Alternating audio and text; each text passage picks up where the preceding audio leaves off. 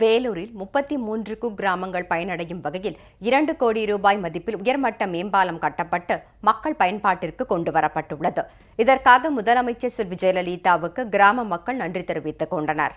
வேலூர் மாவட்டத்தில் கடந்த ஆண்டில் 32 கோடி 46 லட்சம் ரூபாய் மதிப்பீட்டில் 39 தார் சாலைகள், 3 பாலங்கள் அமைக்க நிர்வாக அனுமதி பெறப்பட்டு அனைத்து சாலை பணிகளும் முடிவுற்றுள்ளது.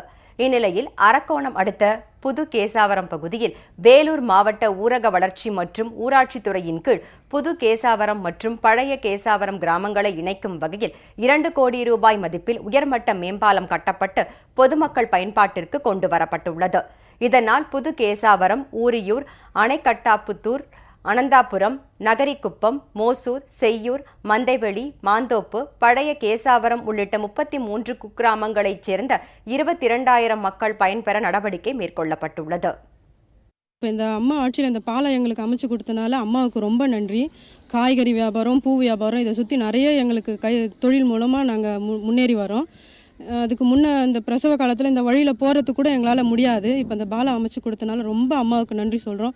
இந்த பள்ளி பிள்ளைகள் இதால் ரொம்ப பயனடைகிறாங்க. அம்மா ஆட்சி பொறுப்பேற்றின பிறகு எங்கள் ஊருக்கு 2 கோடியில் சிறப்பான ஒரு பாலத்தை அமைச்சு கொடுத்தாங்க. அதனால் அம்மா அவர்களுக்கு ரொம்ப மனமார்ந்த நெஞ்சார்ந்த நன்றியை தெரிவிச்சுக்கிறோம்.